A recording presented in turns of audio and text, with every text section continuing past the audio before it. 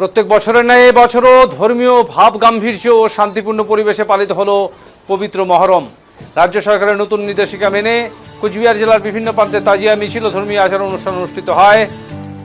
সেভাবেই কোচবিহার শহরেও এদিন তাজিয়া মিছিল ও লাঠি খেলা অনুষ্ঠিত হলো। প্রশাসনের নির্দেশ অনুযায়ী মিছিলে কোনো ধরনের অস্ত্র প্রদর্শন, ডিজে বা উচ্চস্বরের শব্দের সাউন্ড সিস্টেম ব্যবহার করা হয়নি। পাশাপাশি বিদ্যুতের তার ও জননিরাপত্তার কথা মাথায় রেখে তাজিয়ার উচ্চতার ক্ষেত্রেও নির্দিষ্ট নিয়ম মানা হয়েছে। আইন শৃঙ্খলা বজায় রাখতে বিভিন্ন গুরুত্বপূর্ণ এলাকায় মোতায়েন ছিল বিশাল পুলিশ বাহিনী। প্রশাসনের কড়া নজরদারি ও সাধারণ মানুষের সহযোগিতায় জেলায় সর্বত্র এবং কোচবিহার শহরেও সম্পন্ন হয় মহরম।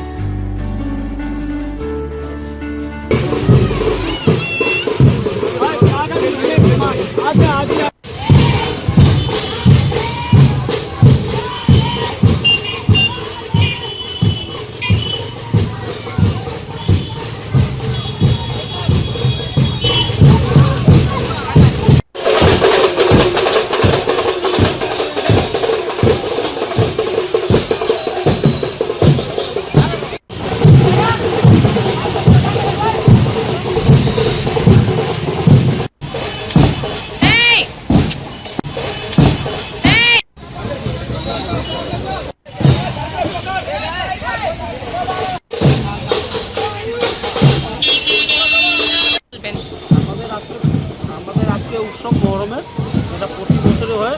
এটা আমাদের রাজা আমল থেকে এটা চলছে।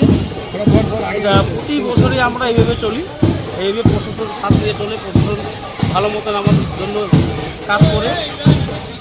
দাদা, নতুন সরকার এসেছে, নতুন সরকার কিছু নির্দেশিকা দিয়েছে, কোনো কি অসুবিধা হয়েছে? না স্যার, আমাদের কোনো অসুবিধা নাই।